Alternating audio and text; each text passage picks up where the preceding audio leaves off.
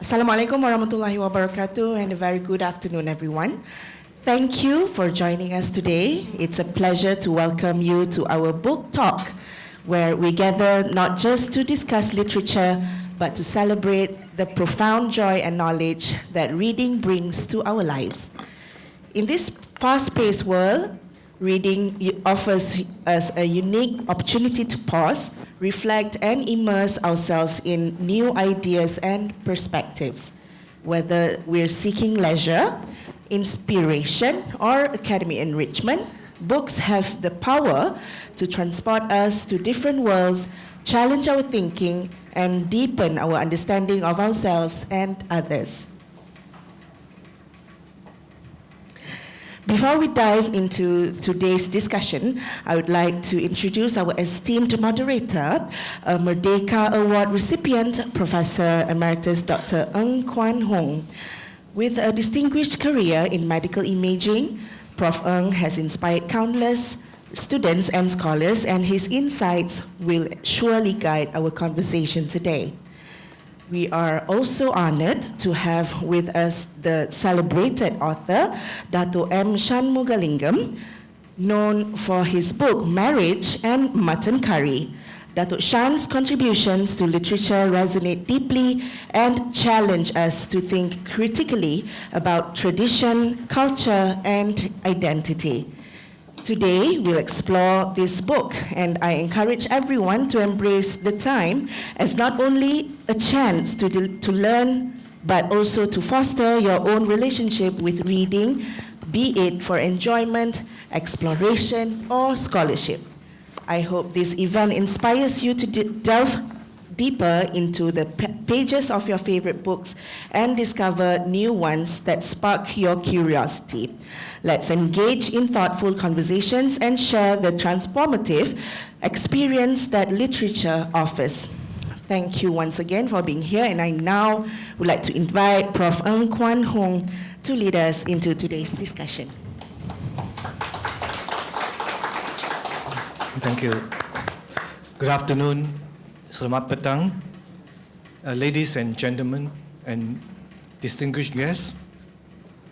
Thank you all for being here with us today, and it's a pleasure to have all of you to join us in this exciting book talk as we celebrate Marriage and Mutton Curry by Dato Dr. Shanmughalingam. And welcome to the Universiti of Malaya and the main library as well. Now we are in for an insightful and engaging session where Dato Shan will take us through this delightful collection of such stories. And the book, you have seen it outside as well, Marriage and the Mutton Curry. It offers a humorous yet poignant look at the Jaffna Tamil community in Malaya, with a fresh perspective on the complexities of family, tradition, and identity in a challenging world. But before we begin, a little treat for all of you here. Can you guess what it is? Well, just as Marriage and Mutton Curry brings a rich blend of stories to the table, and we'll be serving up some delicious roti and mutton curry after this session. How about that? Some spices to that, right? What wonderful opportunity. So be sure to stay on, enjoy some of good food. Now, it's my honor to introduce today's guest, Dato Dr. Shan, a name that is well known in the world of writing and culture. Dato Shan is a respected writer, a poet, and a cultural commentator, with his works published in over 30 international and national anthologies. His writing is celebrated for its unique blend of wit, cultural insights, and sharp observations of the human nature. In addition to his writing career, Dato Shan has been an ex-GM Petronas, ex-Deputy Secretary, the Treasury, Ministry of Finance, and Rhodes Scholarship Selectors Board. His debut collection of short stories, Marriage and Mutton Curry, has garnered praise for its rich storytelling, mixing humor and heart in a truly memorable way.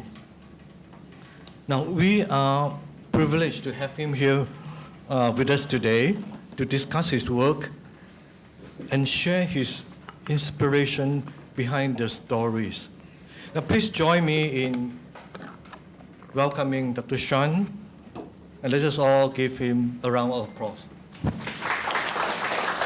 Thank you. Thank you, Professor Ng, for the generous introduction, and thank you, Puan Zanaria, for all the hard work that you put in to make this reading possible. I shall begin with the first story in the book, Victoria and her kimono. Ramanan, the Form 1 English teacher, also known as the Tiger of the Victoria Institution, introduced his students to Oliver Twist, Tales Retold for Easy Reading, by the world's greatest novelist, Charles Dickens, who was British, of course.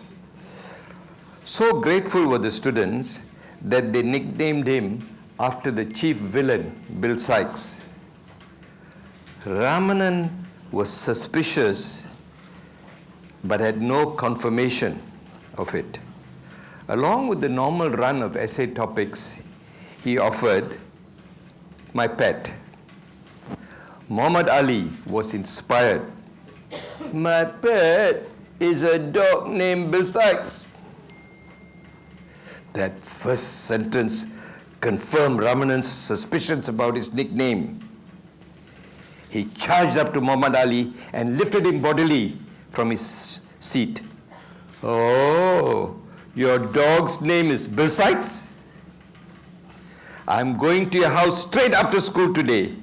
I shall call out for Bill Sikes just once. If your dog does not dash out answering to that name, God help you. I shall give you a good flogging. No, sir. The dog won't come out, sir. Why not? He died last night, sir. Then show me where you buried him. Cannot, sir. And why not? He is missing. Presumed dead, sir. A bit of a rogue you are. Ramanan twisted his ruler around the flesh on Muhammad Ali's buttocks as the latter winced. How old are you? 13 years, sir. 13 years of what? 13 years of wasted life, sir. The tiger was satisfied. The nickname Bill Sikes died as promptly as the dog did, never to be heard of again. We move on. Ramanan had been walking back from seeing what he could find in the market when a military truck loaded with coconuts passed him and stopped at the crossroad in front. A group of Japanese soldiers jumped down from the truck and began unloading wooden piles from the rear. They hammered these into each corner of the street. Ramanan froze when he saw flies swarming around the poles. There were heads he recognized. They were decapitated heads. Vigneswari heard the noise of trucks braking outside and curt Japanese male voices. She rushed to the front gate and clutched it just as one of the soldiers was about to push it open. They both held on, their grips tight and tense. The soldier glared at Vigneswari. Today we are hunting for 2 ragged dogs who still teach in English. Ohayo gozaimasu, she began with a low bow before her preemptive strike. How did the Japanese soldier react? We need to find out, don't we? Now my next story. Story number 2, Money Man, which is one of the favorite stories of the chairman of your University Council, Tan Sri Zarina, and also Tun Dr. Mahathir. I'm going to tell you a story. I'm now Sir Peter Cargill, a newly recruited director of the World Bank. I shall call first on the finance minister, then the deputy prime minister Tun Razak, and finally on the prime minister. Bevan, my officer in Malaysia, has accompanied me to the finance minister speaking in parliament. He was such a straight arrow during his undergraduate days at the University of Malaya that he regularly won the 100-yard dash but was disqualified for the 220-yard sprint because the latter required the athletes to curve around the track, but he continued running straight. When I asked for a translation of certain words, I'm told that the finance minister had spoken entirely in English. True to his athletic past, his delivery resembled a speed train, syllables rushing past to form new and unexpected words. Constitution became conscience. Multilateralism, mulsum.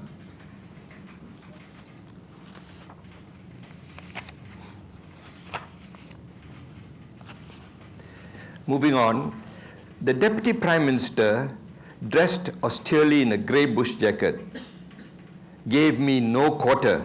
The World Bank is far too slow. Even the turtles on our East Coast move much faster. Our civil servants have supplied so much data to your bank that if it had been water to the farmers instead of paper to Washington, they wouldn't have to wait for the Muda Dam at all. Since the deputy has taken such a hard line with me, I have to prepare for the worst at my summit meeting tomorrow morning with his boss, the Prime Minister. Bevan then tells me a story that allows me to take my measure of the man I will face. On one occasion at Parliament, the opposition leader had thrown a challenge to the Prime Minister and the government benches, saying that they were full of sinners. The opposition leader challenged any one of them to stand up if they had not sinned. The Prime Minister then said that he was standing up not because he had not sinned, but to reply on behalf of the ruling party. He said that if the opposition leader had never sinned, he felt very sorry for him. There was applause, thunderous from the ruling party, and even giggles from the opposition. When another opposition member proposed that adulterers should be stoned, the Prime Minister replied that there weren't enough stones in the country to fulfill that objective. So that is my task. Master fine detail while preparing to handle an astute verbal athlete. Arrive extra early at the Prime Minister's office wearing my favorite ties, regimental, not old school. I hope to convey a military frame of mind, not one of old pals and chums.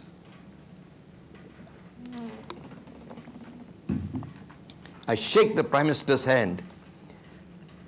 Mr. Prime Minister, as for the Muda irrigation project, there are a number of issues. Let me elaborate, please.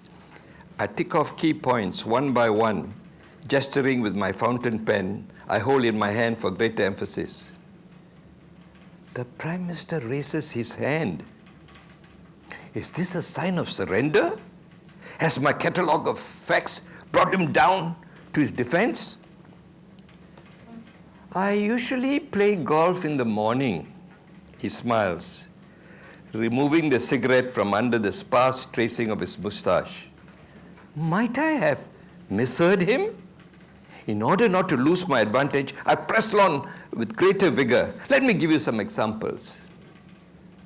The Prime Minister continues as if he had not heard me at all. Unless it rains in the morning, then I play golf in the evening. Am I hearing right? Even though I can't believe it, that's not the response I'm expecting. When I pause, the Prime Minister responds at last. You have met my Deputy Prime Minister and my Finance Minister. Should I repeat what they have told you? By the way, do you take sugar with our Cameron Highlands bow tea? I don't. My people say I'm already too sweet. Actually, it's due to my diabetes. The Prime Minister raises his teacup. I watched the blue-black ink soaking into my white cotton trousers, where my sterling silver fountain pen had hit my thigh, on its way from my hand to the floor. I wonder what happens next. We'll find out if you read the story. My third story is Rahman's American Visitor. My days of fishing and swimming in the river, laughing with my kampong friends and covering my privates with coconut husks after losing my bapa's only set of trousers which floated down the river are already over. Today is an auspicious day. A representative from the World Bank is coming all the way from the United States to meet me. A loud knock intrudes into my flow of thoughts. After crushing my hand, Mr. Malone sinks into the seat across from my desk with a humph. I hear only one word from his lips: facilities. I'm ready for Mr. Malone, loan officer of the World Bank. I'm honored to give you a time-saving tour, verbal tour of the Treasury's facilities. You see this telephone?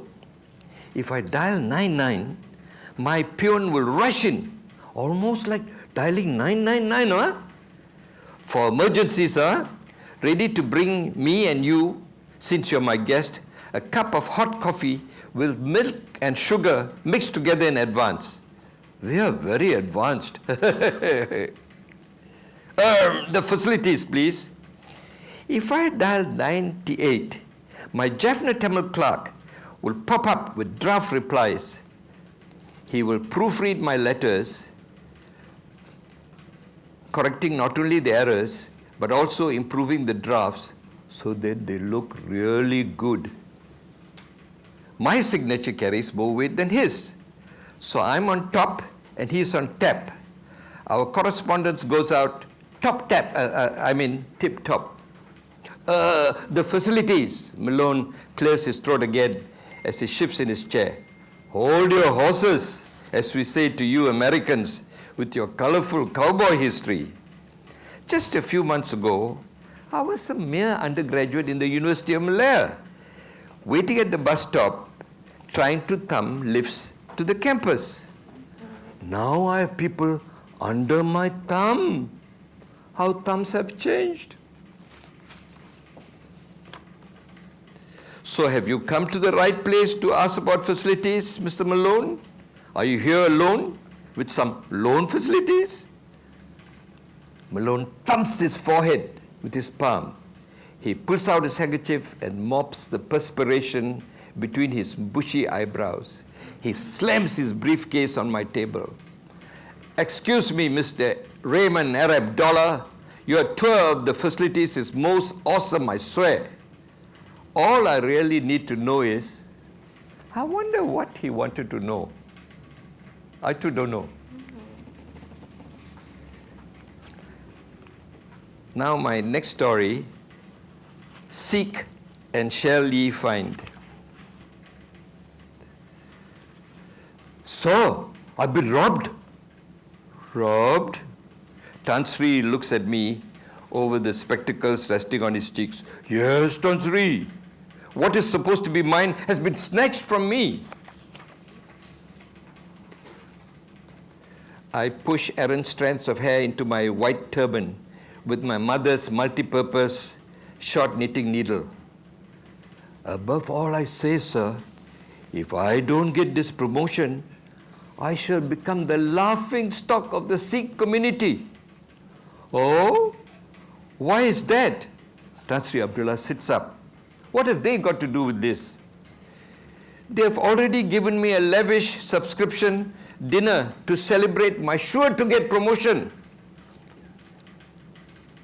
I worry some of them may ask for a refund. How to face them again, sir? Now that I have his attention, I give him my punchline. By the way, sir, I met my uncle, Ganga Singh Master. I believe you know him. Tan Sri blinks and then his face turns red. He's your uncle?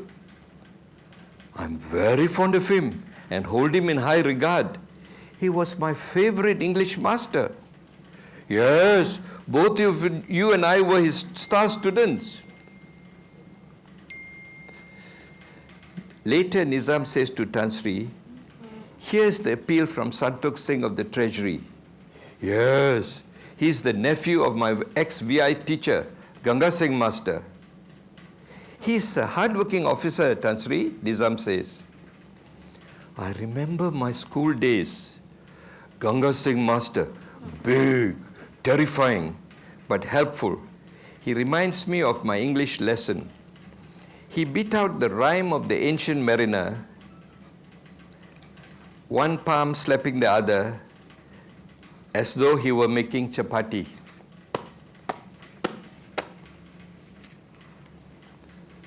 It is an ancient mariner, he stoppeth one of three, by thy long grey beard and glittering eye. Now wherefore stoppeth thou me? How did Tan Sri Abdullah react to this appeal? I wish we could find out. Now our next story, his mother's joy. I'm the happiest of all mothers. What is the good news, Mrs. Chong asks. A Malaysian civil service officer. How many mothers can celebrate the award of an MCS-ship on their own son? This very select group are called the ice cream of all ice creams. Cream lala cream or something Frenchified. Why are they called Mandarins? Many of them don't speak Mandarin. Mr. Chong and I can what? Mrs. Kandia, since I lost my son, I'm childless. But my 3A-old grandnephew is the smartest dragon in the East. 3A? Mrs. Kandia asked. Last year, he was 3 years old. Next year, 5. So this year, he must be 3A years old. Even his age has an A in it. He must be an all-A's pupil. If not, his parents will cane him.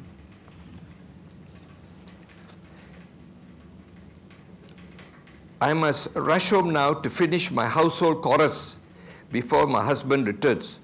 Chorus? So you sing while you work? I too have to hurry, Mrs. Chong. I must withdraw my money before the post office closes. As I queue in the post office, a lady with a headscarf returns my smile. Makcik, my treasure from the MCS has just been posted to the Treasury. Now he can be my treasurer. We ordinary people understand a few ringgit and cent. He deals in millions. What is your influential son's name? The increasingly wide-eyed kitten, holding on to a headscarf, asked me. Siva, after our Lord Siva, the most powerful of all our gods. Many people say God willing before they promise to do anything. But in the government they say treasury willing. I must tell my husband about your son. Not just your husband. Tell everyone. I wave my hand so fast, it seems to her that I'm as many-handed as Lord Shiva himself. Weeks later, one Sunday morning, I'm at the wet market with Shiva. Son, that's the gentle lady I met at the post office last month. I recognize her too, Amma. Did you meet her at the post office? No, Amma. At the treasury. What is she doing there? Seeing her husband. Her husband? What's his business at the treasury? He works there. Oh, as what? I wonder.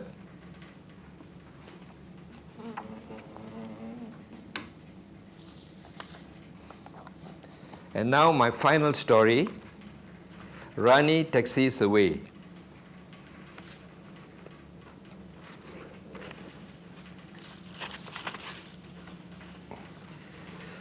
Chandran slows down his taxi near the kueh stall. I recall what Aziza had said about the old world charm of Kampang Baru. Amma's favorite, kueh lapis, with its layers of light pink and pastel purple, catches my eye first. Next, Papa's choice of the dark brown crust and beige body of kueh bengkang, made from tapioca and brown sugar. Then my brother's favorite, the glutinous rice pulut inti, with grated coconut and gula melaka brown sugar wrapped in a banana leaf. The aroma of the down pandan hits my nose as I take deep, joyous breaths.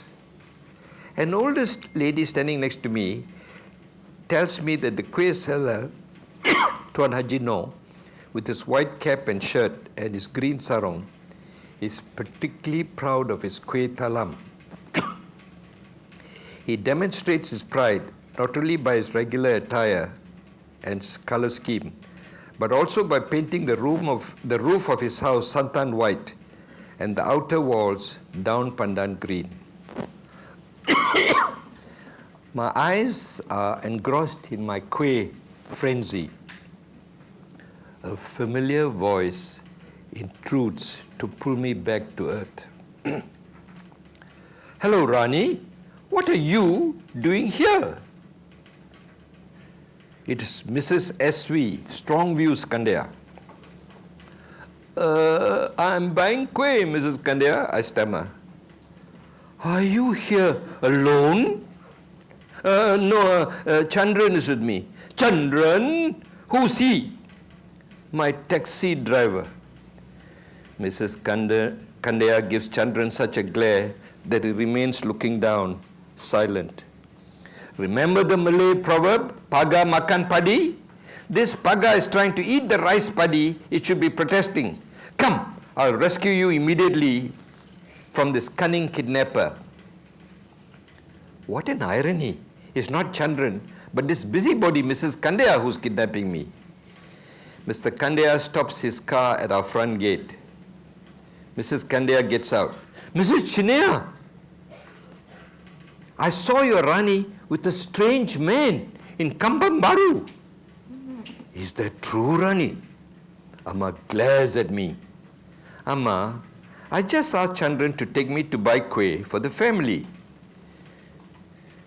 Mrs. Skandaya tells Amma, I just saved your daughter's honor. He is taking her to out-of-the-way places.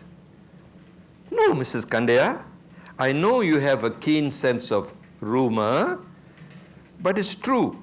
Chandran is the taxi driver we arranged to take her to school and back.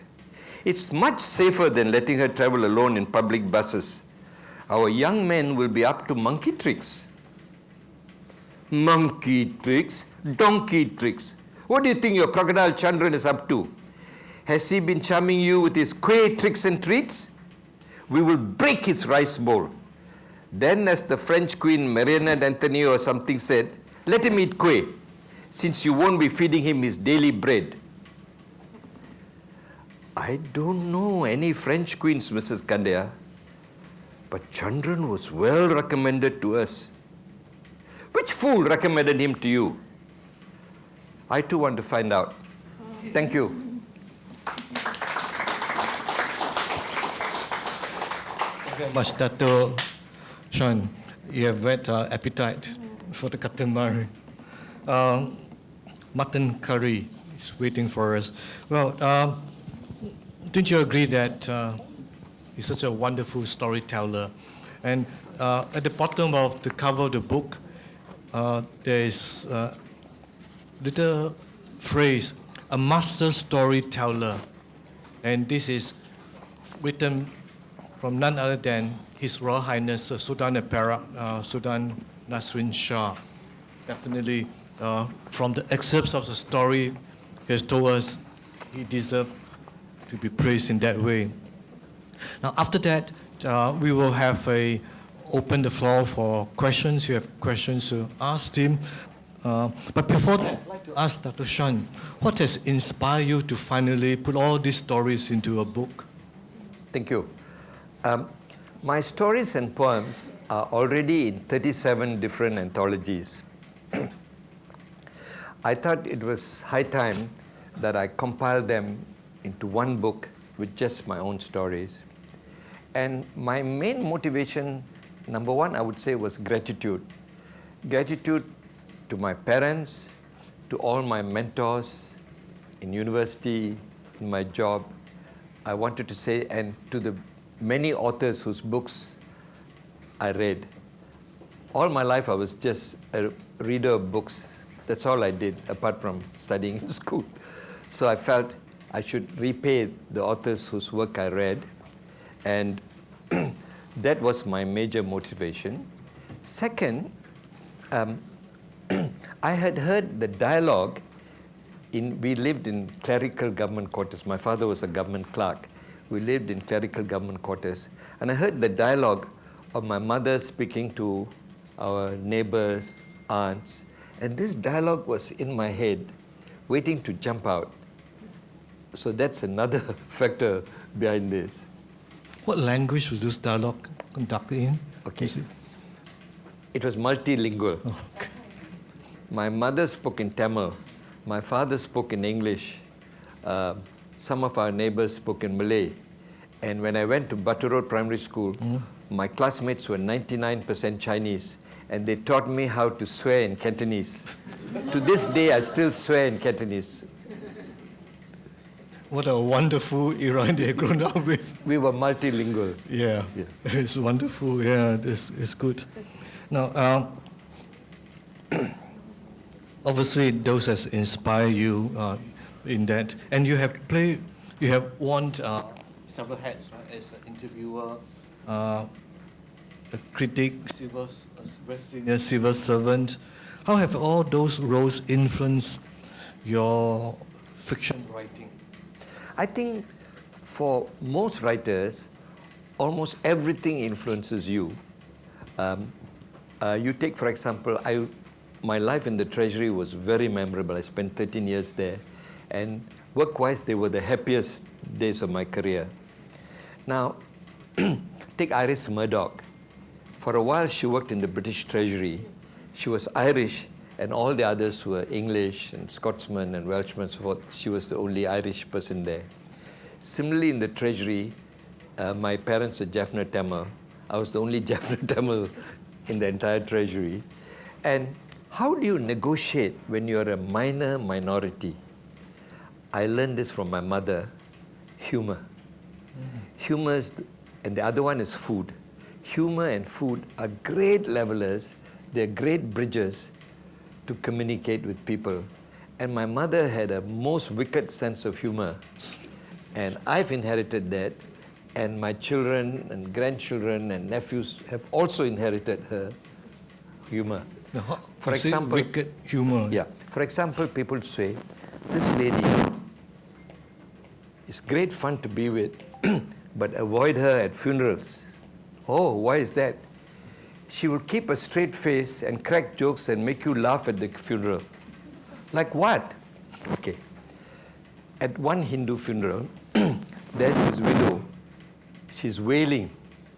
Ayah, you built this big house for me, and now you've gone, and I'm going to be all alone in this big house. And my mother says, you see, instead of wailing about her husband, she's bragging about how big her house is. And we are all crying, not because her husband died, but because our house is so small compared to hers. That's why we're crying. That's her wicked humor. Another example to share with us? Okay. She was one of 5 daughters. Okay? The other 4 daughters were very well behaved, so they went to day school. But she was so mischievous, her parents said, we'll send her for boarding in the convent. They will straighten her out. After 1 week, the sister in charge of her class dragged her to the Mother Superior and said, Mother Superior, this girl is more than a handful. Can you tell her off? And she closed the door and waited outside. After a few minutes, the sister heard the Mother Superior guffawing with laughter. My mother had made her laugh so much that she had forgiven all my mother's sins. That's an example of her wicked humor. Yes, and when my father went to work every morning, the moment he closed the gate and left, she would mimic him and make us laugh at him. But in front of him, she was deadly serious and obedient.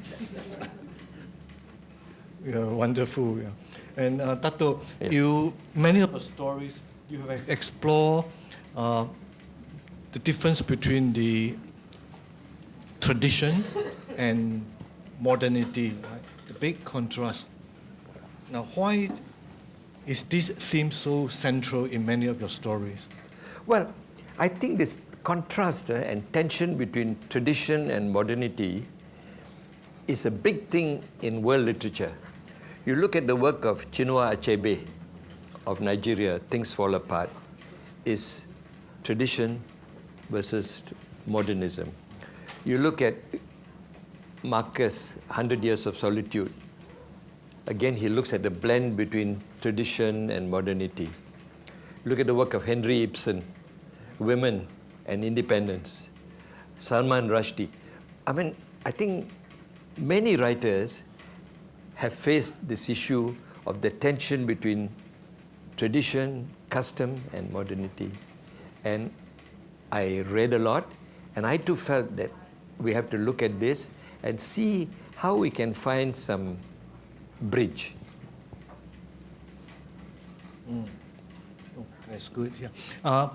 There are a couple of young writers in the midst from the list.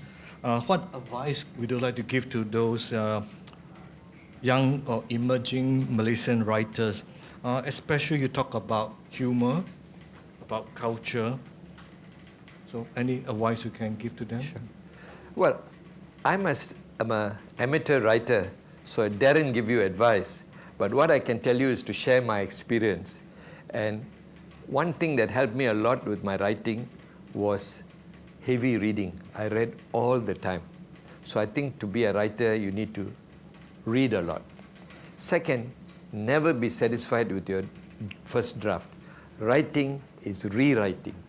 Rewrite and rewrite.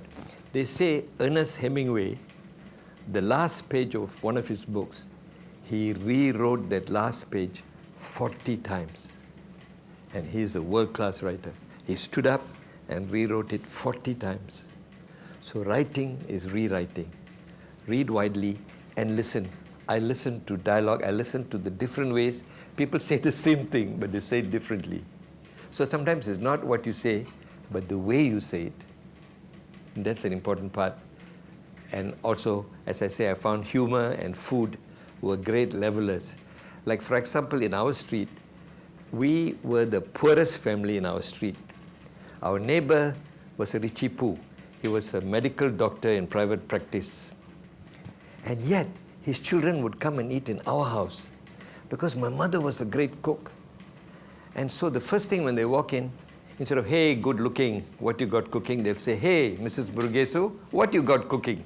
They just loved her food. And then our neighbor who was well off, if she cooked anything, she would come by the back door and put it in my mother's kitchen saying, Mrs. Murgesu, if you say that you cooked it, they'll eat. If I say I cooked it, they won't eat. Because she was such a great cook, even though we were the poorest family in the neighborhood. Yeah, wonderful experience. Maybe now it's time we will open the floor to all of you. Questions or comments to Dato Shan. It's a good opportunity. interacting with a famed author?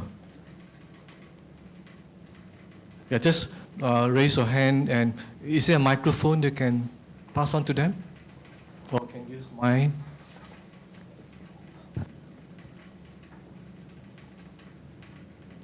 Yeah, I want to start first. The question.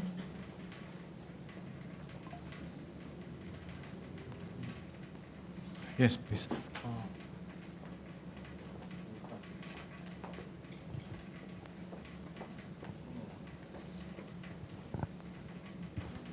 Are there any real life people who inspired some of your fictional characters? Can you speak a bit slower? Were there Please? any real life people who inspired your fictional characters? Yes, a great question. I would say my fictional characters are a composite of 2 or 3 people. My schoolmaster, my neighbor, my uncle. I combine all 3 into one. That way they become more complex and they're richer, rather than if I just make a carbon copy of one individual and make him a character. So on the one hand, for authenticity, I followed strictly historical events during British Malaya, during the Japanese occupation, during after independence. So I call my work historical fiction. The actual events of history, but told through stories. Where my imagination comes in, I make a composite of maybe 3 people into one character. And therefore they become richer, more complex. That's the part where my creativity comes in. Does that answer your question? It does. It's a very good answer. But by any chance, is the teacher in your Sorry? Is the teacher in your stories, is he inspired by Mr. Murugesu of VI? Well, Mr. Murugesu was a legend in VI. Yeah. Before that, there was another headmaster called Daniel, and then Dr. Lewis. They were expatriate headmasters, and then Mr. Murugesu. He was a legend. Among his students were Tan Sri Francis Yeo Tiong Lei, Mani Jagadesan. There were many great Victorians who were under him. He's one of the legends of VI. I knew him personally, but I was there before him. My headmaster was Dr. Lewis, who was crazy about rugby. If you played rugby, you can be a school prefect, you can be everything. If you didn't, I'll tell you a story. One teacher came to VI to apply for a job. And before he went in for interview, somebody gave him a tip. This Dr. Lewis is crazy about rugby. When he asks you anything, just say, I'm crazy about rugby. So the teacher went in and said, Sir, I'm crazy about rugby. And Dr. Lewis said, okay, how many in a rugby team? And the guy said, 11. You're a fraud. It's 15. Get away. All right, thank you. Okay, thank you. Another question? Yeah, please.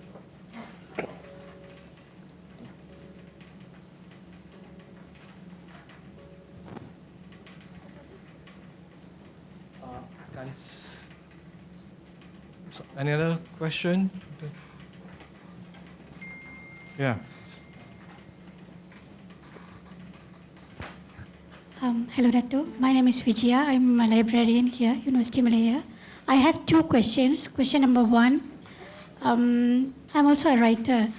Okay, the first question is when a person is starting to write, there's always a saying that you need to come out of your box, out of the box, think beyond your experience to see the world, how the real world is, how it really existing, not only from one point of view.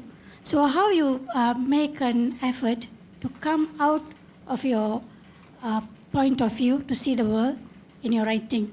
And my second question is, when we are reading, like me reading through from my mother tongue, when I'm reading about the other literature, the first thing I would like to see is how in Malaysia, how the literature is portraying the other races in the multiracial, multicultural society, how the portrayal of other people in the stories. So I've seen that a lot of Indian characters emerging in your writing. So is that purposefully you are writing, like when I'm reading K.S. Maniam's stories, he's very precisely choosing the characters to emphasize the identity crisis and all the other matters. So what is your idea of selecting characters when you are narrating the story? Okay. Yeah, that's the two Thank you. questions. Those are great questions.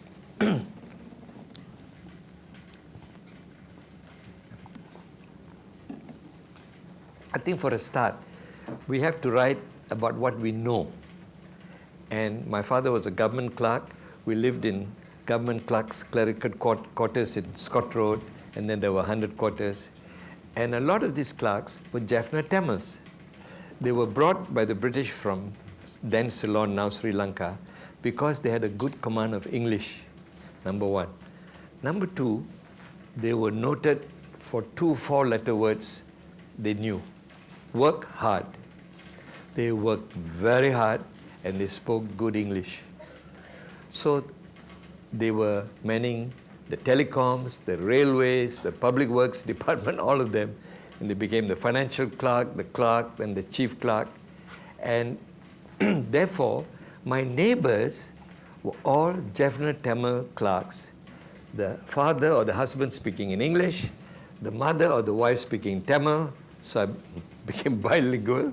Then I told you in Baturur school I learned Cantonese, and then Malay from my other neighbors. To this day, I write my prose in English and I write sajak in Malay.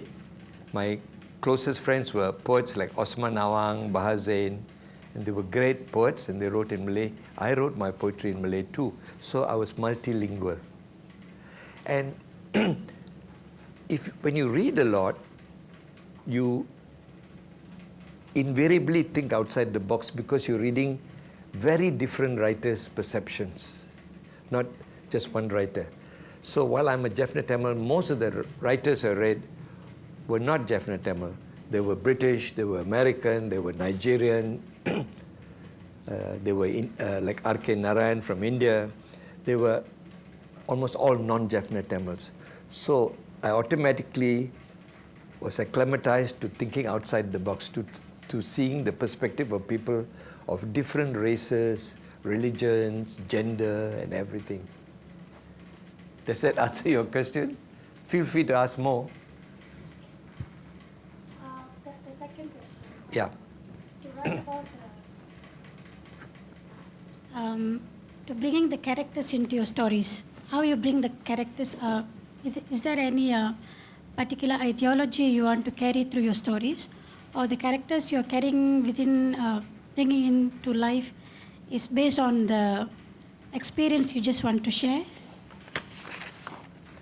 Well, I'll tell you, for example, you take my story Seek and Shall Ye Find, where's this Santok Singh? He feels he should have got a promotion, which he didn't get. Somebody else got it. He was very upset, and he went to see the Chief Secretary to the government, Tan Sri Abdullah. In the character of Tan Sri Abdullah, I'm portraying some of the finest gentlemen I ever knew. One of them was Patla, Tun Abdullah Badawi, who just passed away. I would call him the Mother Teresa of Malaysian politics in Malaysia. He was the kindest, gentlest, the most forgiving politician we ever had. He was my colleague in the civil service. Okay? He was Deputy Prime Minister and Home Minister. He hadn't become Prime Minister yet. One day I just told him, I'm trying to get a PR for my son-in-law. That's all. I just said once. The next 2 times I met him, I never said anything. He asked me, have you got the approval? I said, not yet, Pala. A week later, the Secretary General of the Home Affairs Ministry calls me. Shan, can you hurry up and come to Putrajaya today? I said, what's the hurry? Pala told me that I'm not to leave the office until I give you an approval letter for your son-in-law's PR. That's the kind of man he was. I only asked him once. I have never done him any favors. He's such a sweet, gentle, helpful guy. And so, Pala in my story begins with Tan Sri Abdullah Saleh, and then my various bosses in the Treasury and Petronas, from whom I learned so much. I give you another example. Tan Sri Raja Moha, now Tun Raja Moha. He was Secretary General of the Treasury. One of the heads of division of Treasury went to see him, and this guy talks in a very abrupt manner. Tan Sri, I feel my children can get a better education in Australia. so I want to migrate. So I'm giving you my resignation letter. And Tan Sri Raja Moha says, take it easy. I will lock your registration letter in my drawer. Nobody will know. I give you 1 month's leave. You go to Australia. If you make it, fine, I'll activate your resignation letter. If you don't make it, nobody will know. I just say he went on leave, he has come back. Can you get bosses like that today? They were totally non-racist and they were incorruptible. They devoted their lives to their work.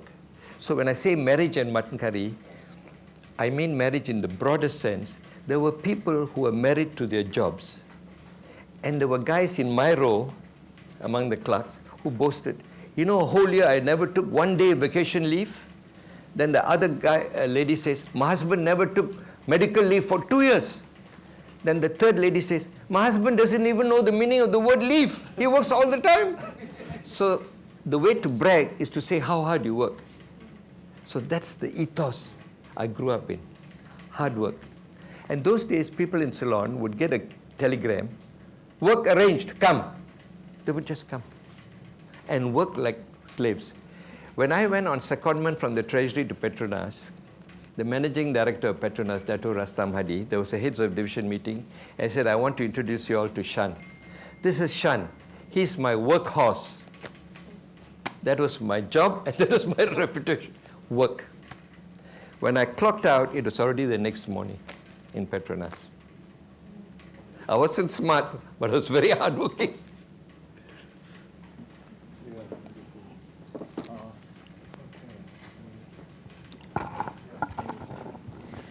My questions are quite general because I'm not quite acquainted with Malay literature, so do pardon my ignorance. When writers write, some plan their entire stories and then write, while others follow a sort of divine inspiration. Which one do you use, and which one do you think is more true to the art of writing? And I have another question, but I'll ask after you answer. Go ahead with both questions. Okay, the second one is, I think that writing, especially poetry, tries to immortalize or generalize a personal feeling of the author. So those who read it feel what the author felt without going through the life events of the author that led to that feeling. Do you agree? If so, what are the emotions you want your readers to feel? Tell me your first question again, please. I said when writers write, some of them plan their entire stories, and then some write, with the process, with whatever comes to their mind. Which one do you use? Do you plan your stories all together before writing them, or do you just write and let inspiration do its work? And which one do you think is more true to the art of writing? Okay. I'll tell you, when I start a story, I most often begin with dialogue. I'm fascinated by the different ways people say the same thing in different languages, in different tone, in different attitude. So I start with dialogue. And then I have characters, and I said my characters are a composite of 2 or 3 different people, uncle, schoolmaster, and neighbor into one character, and so forth. And then, when I start writing, a strange thing happens. My characters have a mind and a life of their own. And I can't control them. I can't control which way they go. They lead me. They lead my hand and say, I want to go left. And I say, I thought you should go right. No, I want to go left. So the characters develop a life and a mind of their own. And that's the fascinating thing about the creative life. You create something, you create a character, and then he has a life of his own, and he decides what he's going to say and how he's going to say it. And then the ending is almost as much a surprise for you as it is for the reader and the character and so forth. I'm not a very religious person, so I don't get much divine inspiration, but I'm spiritual. I take comfort from walking among trees and plants. The Japanese call it, if you walk in a forest, you have soul bathing.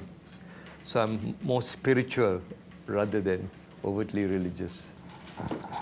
Thank you for that answer. The second question. Yeah, please.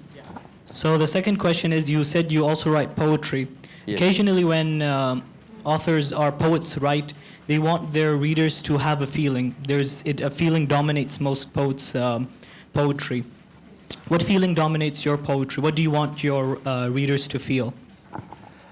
You see, I feel I should not dictate to the reader what he should feel.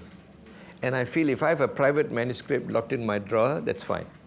But the moment I have something, whether it's a poem or a story, and it's published, it's in the public domain, and every reader has his own right to interpret the character in the story or the poem the way he likes it. I mean, I have a poem called Air Conditioning, which is required reading for Form 2 students in government schools. I look at the difference between the different generations, the old generation who didn't know pollution and the new generation who loves money. So I state in a poem how I see it, but I don't dictate to my reader how he or she should interpret. It's totally subjective to each reader how they want to interpret a poem or a story. And sometimes you look at Rashomon, there are 4 different versions of the same story. You look at Lawrence Durrell's Alexandrine Quartet, again 4 different versions of the same plot. So there's no, and Chimamande from Nigeria says, there's no single story. There's more than one story of the same event. Could I ask one more question? Please. Could I ask one more question? Yeah, please go ahead. Your answers really, I didn't think they would be your answers. They're very creative and very different from what other authors I've heard. So then it spurs me to ask you, what inspires you to write? Why do you write? What do you want to achieve through your writing? The purpose. Okay. Number 1, I have stories to tell. They say right from the Stone Ages, when people sat around a fire, they told stories. So it's one of the oldest professions in the world, storytelling. So I have stories to tell. Then I look at my time in the early days, starting with Tunku Abdul Rahman and so forth. We were non-racist. We were not divided by race or religion or gender. But now some politicians have divided us by race or religion or gender. And I think that's very sad because we're a small multi-ethnic country. There are big powers, America, Russia, China, India. We're a small country. Can we afford to be divided by race and religion and gender? Can we? And Pala showed he was totally non-racist. He was a Malaysian. In Malaysia, we have Malays, Chinese, Indians, Kadazans, but very few Malaysians. And Pala was a true Malaysian. We need more Patlas in our country, more male Mother Teresas. Thank you so much. Most welcome. Anybody else want to ask? Remember, there are no silly questions, only silly answers. Yeah. Hi, Dato. So I'm actually doing literature here in Malaya, and we learn about this concept called positionality, where from a minority perspective, you kind of have a pressure to position your experience a certain way so it becomes more palatable to the audience that you're sharing your stories with. So I just wanted to ask, when you were currently writing, did you have a certain pressure in your mind to like depict the Jaffna Tamil experience a certain way so you know it would be well received or maybe more palatable because you know it would be out to like a Malaysian audience, or was your intention more to just write as authentically and truthfully as possible, and however people choose to interpret it, it's whatever, you know? Yeah. That's a great question. I tell you, at first I wrote a draft memoir of my life. Then I found when you're dealing with a memoir, it's difficult to be frank about friends and relatives because they have vices and weaknesses, and they won't be thrilled if they see on print that you said, you commented on their vices, their weaknesses, and so forth. But when you write fiction, you're totally free because you're writing about fictional characters. So I find fiction gives you great freedom. But on the other hand, in Malaysia, not many people read. And those who read self-help books and non-fiction. Very few people go beyond self-help and non-fiction. So how do I bridge that gap? My work I call historical faction. I took historical events, every one of them really happened. Every one of them is based on a composite of real characters. And then I could write freely because they're fictional characters. Nobody can sue me or I don't. So I just wrote freely. I didn't hold myself back. But I rewrote to make it clearer, to improve my writing. I didn't rewrite 40 times like Hemingway, but I did rewrite many times. And they always say, I asked Tan Tuan Eng for her advice, and he said, listen to your editor. And some famous writers in America, there are big disputes between the writer's wife and the editor. The editor wanted something, the writer's wife wanted a different version. And there are big battles between writers and editors and their spouses. But when you write fiction, I think it gives you great freedom. Your imagination can roam, nobody can sue you, it's fiction. Look at Aesop's fables. He wanted to criticize the ruling people in his country, so he used fiction, and better than fiction, he used animals, talking animals, to say things that he wanted to say about the government. So that's 2 steps removed from the situation of use of fiction. My mother used to tell me so many Aesop's fables, I thought he was my uncle when I was a kid. When I went to school, my teacher said, how do you know Aesop's fables? I said, of course I know, my uncle told me. Which uncle? Aesop. Yes, please.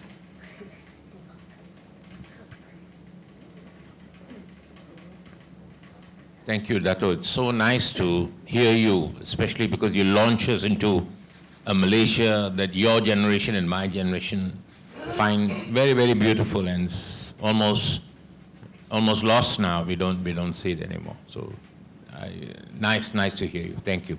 So my question is, what if you were a Tamil from Tamil Nadu and not a Tamil from Jaffna? What if you were a Tamil from Tamil Nadu and not a Tamil from Jaffna? Would your footprint in life have been different? And if so, how? Okay, very good question. You see, the Jaffna Tamils came here voluntarily. They just got a cable from an uncle who was already here. Work arranged, come. They jumped on a ship and came here, and they got a job as a clerk in the PWD, in the railways, in the telecom, so forth. A lot of the Indians were forced to come here as indentured labor in rubber estates. And they were in rubber estates, and they woke up at 5 in the morning to go and tap rubber, and their only escape was toddy or traveling cinema. They were like corralled in an estate. So I think their lives were very different from the lives of the Jaffna Tamils. The Jaffna Tamils came voluntarily, they had a good command of English, they were motivated and they worked very hard. The Jaffna Tamils were a minority in Sri Lanka too. The majority were Sinhalese. They were a minority there too. So they are quite accustomed to being a minority and working against the odds. And they use the 2 4-letter words, work hard. But in the rubber estates, there were quite a number of them whose children grew up to do very well. Dato Padmanabhan, Member of Parliament, economist in the civil service from a rubber estate. Kesava Pani was ambassador for Singapore to Malaysia. He's written a book, From Estate to Embassy. He's the son of of somebody who came from India, worked in the estate. So there are quite a number of these stories, and there are a number of them who rose socially from rubber estate to professionals. But the rate of acceleration was higher for the Jaffna Tamils because they had a command of English and they came voluntarily, whereas these people were forced and they were put in an enclosure, rubber estate.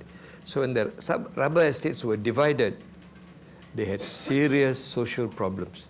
They only knew tapping rubber and living in a rubber estate, and the manager was their god. Suddenly, the estate is subdivided, and they're lost. They're jobless, they're thrown into the city, and they become urban poor. So I have a lot of empathy for the South Indian Tamils because they had a hard time when they first came here. And K.S. Maniam has written about that and written brilliantly. He's a great writer.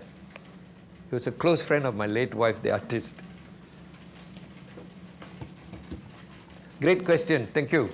Did I answer it fully? Yes, yes. Okay.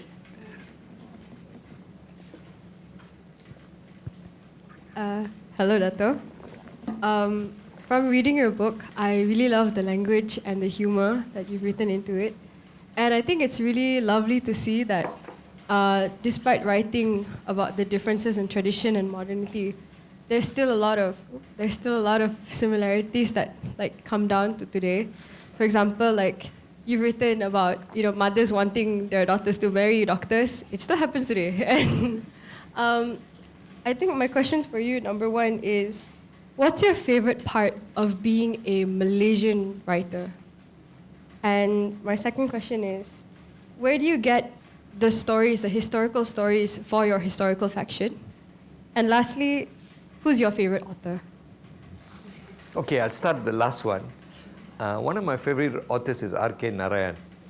I like his great sense of humor. He writes about very ordinary people. He created a village called Malgudi and writes about very simple, ordinary people, not about kings and queens and so on, just ordinary people. But he writes so brilliantly. And Graham Greene, who went to the same college as me, Balliol College, he discovered R.K. Narayan. And R.K. Narayan had a very long name. And Graham said, I'll shorten it to just R.K. Narayan. Nobody can pronounce the entire name. And I'll introduce you to the West.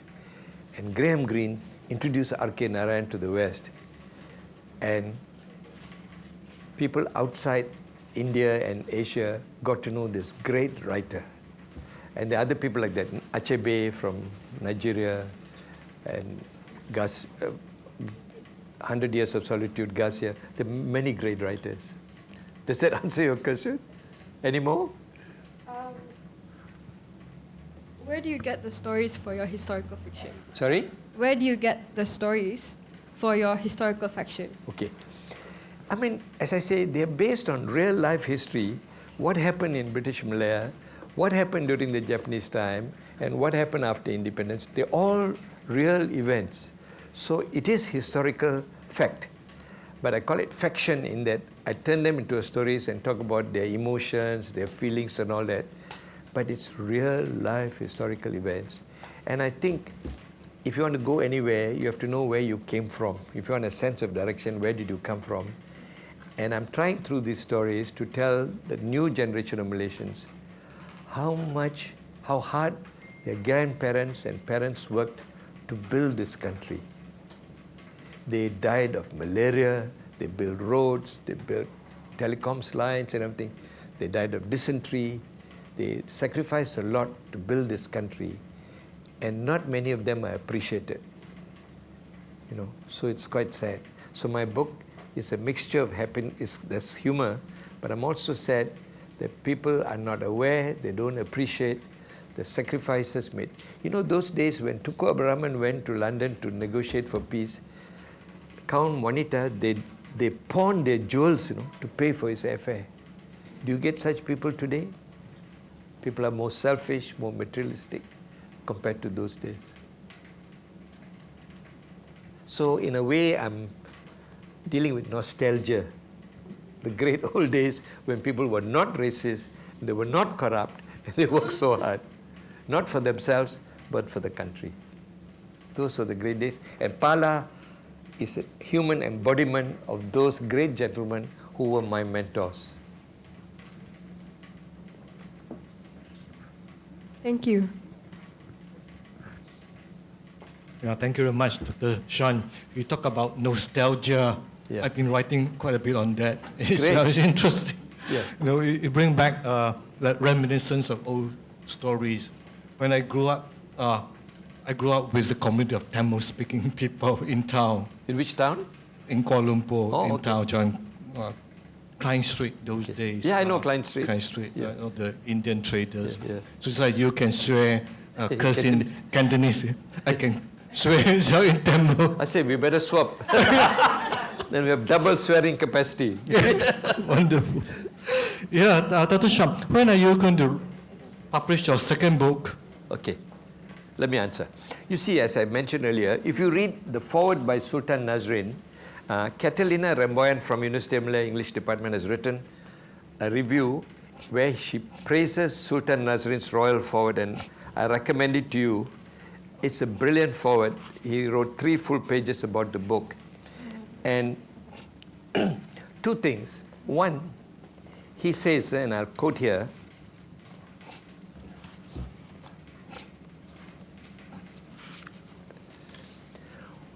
while the stories appear on the surface to be about the Jaffna Tamil community, the insights they provide on the human condition go well beyond the experience of any one ethnic group. They illuminate universal emotions, struggles, relationships, cutting across the experience of any one group to speak to us all. It is this aspect that I value the most in this collection, along, of course, with its humor. Now, Catalina Ramboyan, who's from East Malaysia, and she was on the staff of the English department here, she said that that's the most brilliant foreword she's ever read. And I agree with her. And a number of people bought this book because of the royal foreword. And they said, I heard there's some stories attached to the foreword, but they bought the book because of the foreword. So I'm very grateful to His Royal Highness that because of His Royal foreword, people bought the book and incidentally found there were some stories behind it. And before we go, Dr. Shan, you read several stories, but you kept us in suspense. Maybe can you share with us the chapter 1, what happened to the Japanese? Is it showed you? Okay. Can you just, maybe at least, they all go back and solved. Okay, that's my trick to encourage you to read the book. That's my answer. If you read the book, all the answers are there. So this is my little trick. Read the book and you'll find the answers. You know, O. Henry, all in America, all his short stories had surprise endings. It's called the O. Henry twist, the ending. I try almost all my stories also to have a surprise ending. In that respect, I'm a fan of O. Henry. Try to have a surprise ending. Even in a poem, try to have a surprise ending. So I would encourage you, if you want to find out the answers, to read the stories. Most of the profits, as you know, from this book go to the publisher and the bookstores. Authors get peanuts. There are very few J.K. Rowlings around. So I would encourage you to read, because in one stroke you will know the history of Malaysia via historical fiction. By the way, Martin Bradley, who's here, wrote a brilliant review of the book. Martin, would you like to stand up and take a bow? Not really. No, Martin. He wrote a brilliant review of Marriage and Mutton Curry. And he's a well-known editor, publisher, many things. And he spent a lot of time in Cambodia and many other places. So I want to thank you again for that brilliant review of my little book, Martin. Thank you for your book. Okay. His favorite character in the book is Chelvi, who tricked her best friend and pronounces lamp as lamp. Mary had a little lamp. Okay, yeah. That's Martin's favorite character in the book. Okay, that is interesting to note. Now, with that, we'd like to say a huge thank you to Dato Dr. Shan for walking us through the pages of the Marriage and the Mutton Curry. And your stories have shown to us that literature is just more than words in pages. It's a mirror, a memory, or sometimes it's a gentle nudge to make us laugh. Thank you. Yeah, thank you to all of you for being so patient.